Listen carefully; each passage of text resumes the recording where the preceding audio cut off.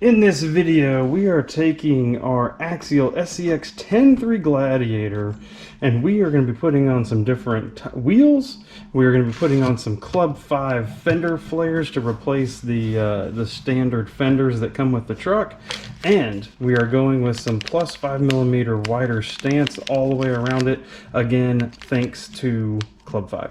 So welcome everyone, my name is Troy, this is Roadside RC. If you're new to the channel, welcome. What you'll tend to see here is a whole lot of bashing, crawling, drifting, racing, product reviews and how-to videos. And part of what we're doing today is exactly that. This SCX10iii Gladiator has been through a lot. It started on the channel, it actually was my friend's, I borrowed it from him.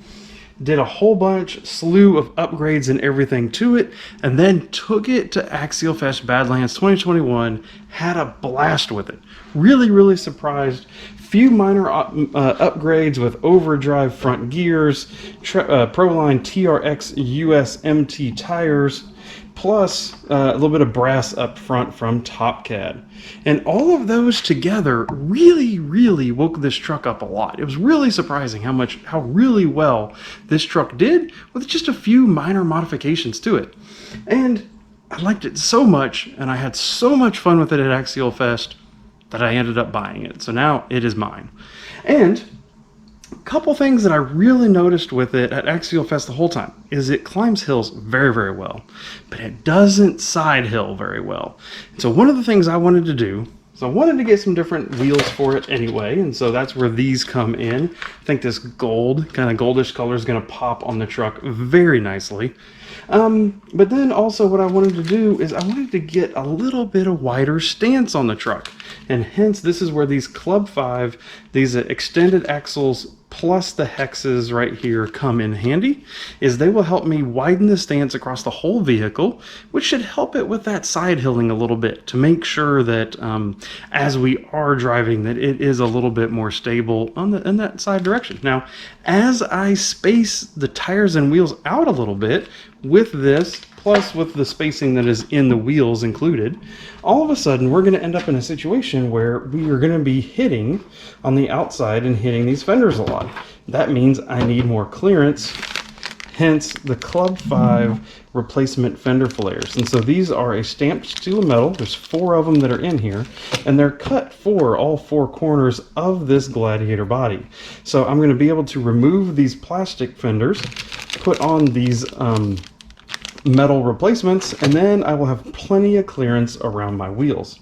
So let's get the body off and let's get started. We'll do the tires and wheels.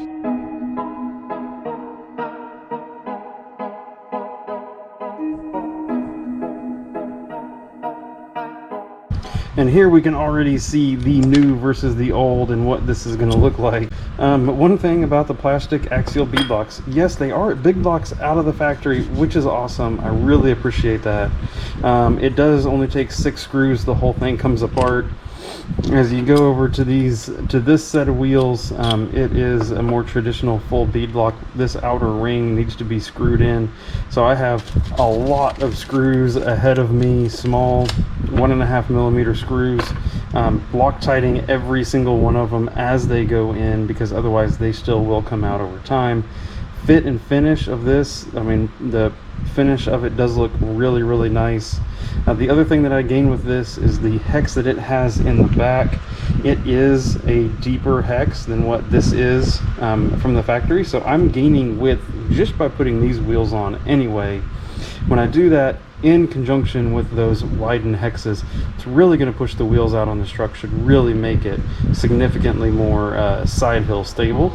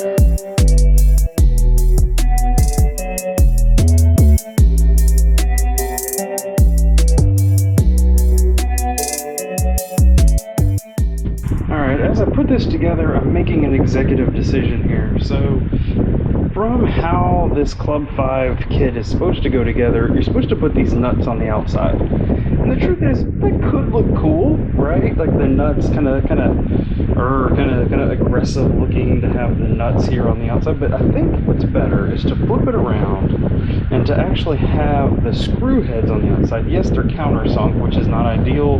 Probably a button head or a cap screw would look significantly better there. But it looks pretty good, and I think it would be a little more subtle this way instead of these nuts sticking out on the outside.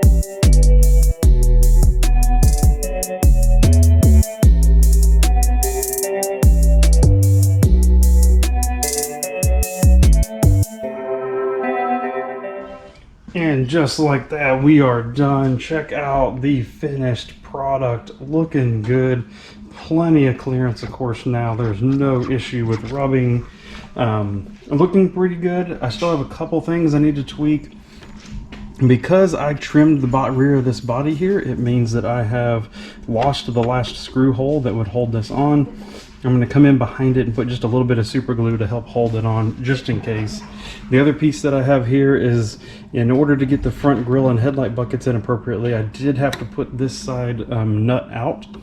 And so I'm going to come back and paint that black just to make it go away and just make it disappear. Overall though, check this out. This is looking good. All right, folks, and that is it. I cannot wait to get this thing out on the trail and try it. Thank you for coming along. I really hope that this was valuable for you. That if you're looking to do those Club 5 extensions, the Club 5 Fender, delete kind of kit, or if you're looking for some different wheels, that this was really useful for you. Please let me know down in the comments if you're doing any of that. I always love to hear the feedback. It kind of keeps me motivated, keeps me going. I'm going to go work on some other stuff. While I'm doing that, come over here, check out some of our other videos, whatever they may be, whether they're more crawling videos, AxialFest coverage, whatever it may be. Thank you for your support. I always appreciate you watching. Goodbye.